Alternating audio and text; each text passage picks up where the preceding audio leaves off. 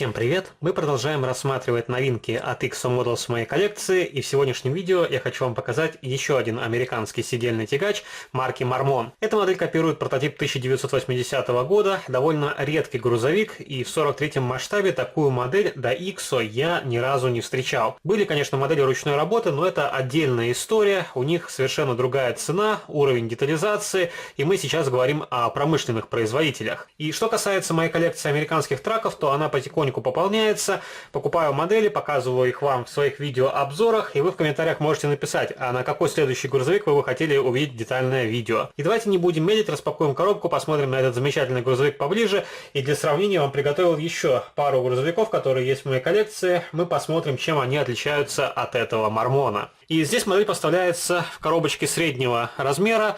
Я уже показывал, чем отличаются коробки от XO Models друг от друга в одном из своих видеороликов. На нижней стороне упаковки есть различная информация, с которой можно ознакомиться. Указан их официальный сайт. Модели изготовлены в Бангладеше, и есть наклейка с артикулом, по которому можно найти модель в интернете. Указан прототип Marmon CHDT 1980 года.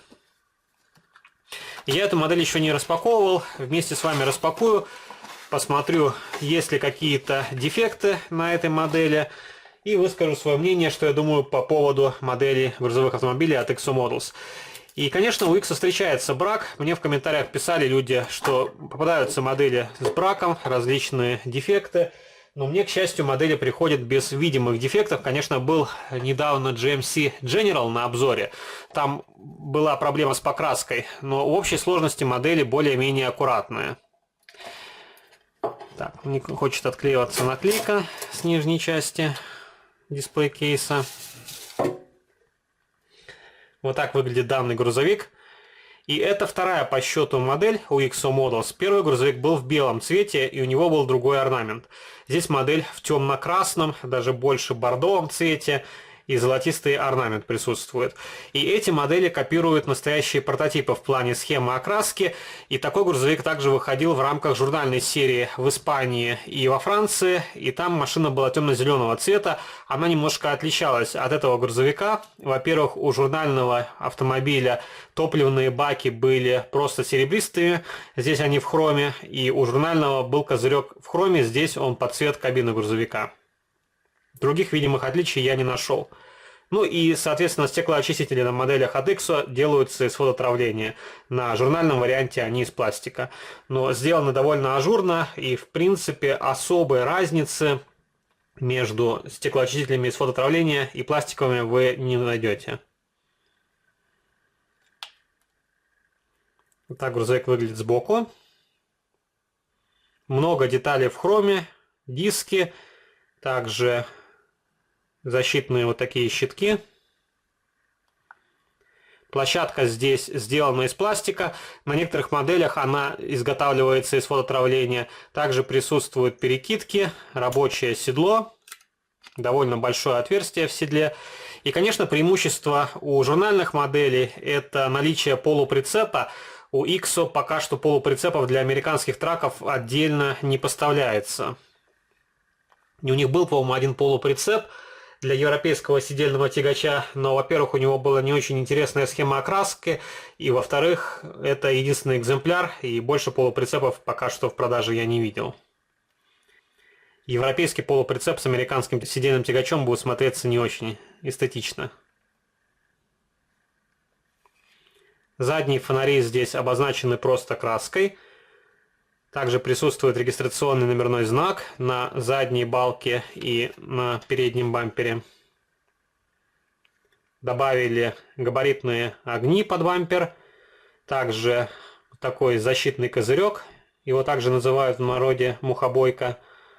Присутствует система кондиционирования, клаксоны, габаритные огни на крыше. Зеркала заднего вида здесь сделаны в хроме. Тоже выглядят довольно ажурно. Окрашен интерьер, сиденье, рулевое колесо, панель приборов. Единственное, на мой взгляд, выхлопные трубы очень сильно прижаты к кабине, и вы при открытии двери будете задевать за выхлопную трубу. Их можно было расположить немножко дальше, ближе к спальному отсеку. Опять же, можно делать доработки, переделки, но свои модели я оставлю в первозданном виде. Здесь уже покрышки нового типа, хотя отсутствует боковая маркировка. На более ранних моделях сидельных тягачей был другой рисунок протектора.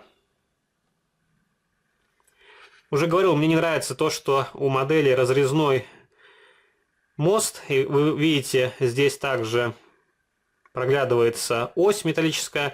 Можно было как-то обыграть этот момент, но в принципе такая технология. Если вы перевернете грузовик, то снизу будет балансирная тележка выглядеть вполне реалистично. А вот сверху такие проблемы.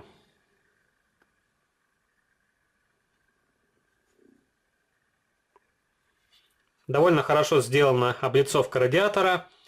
И жаль, что у Иксо пока что нету мармона бескапотного типа, как в трансформерах. Но я думаю, они, может быть, выпустят такой бескапотный сидельный тягач и добавят его в свой ассортимент.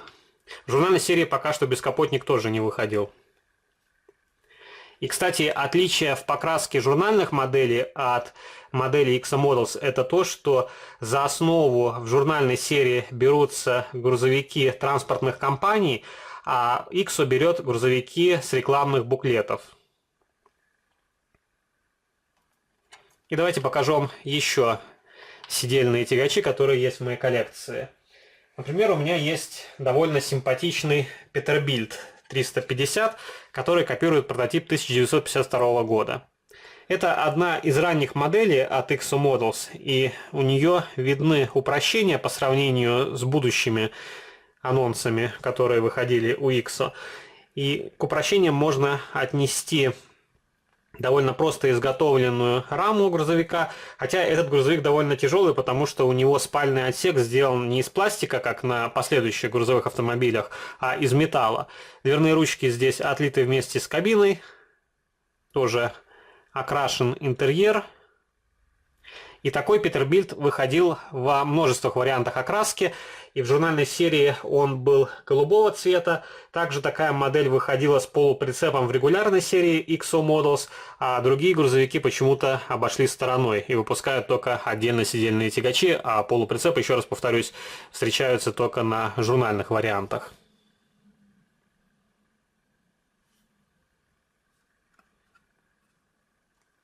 Вот такой симпатичный грузовик. У меня не очень ровная рама. И вы видите, получается, кабина перекошена на водительскую сторону. Но это не сильно заметно, если не приглядываться.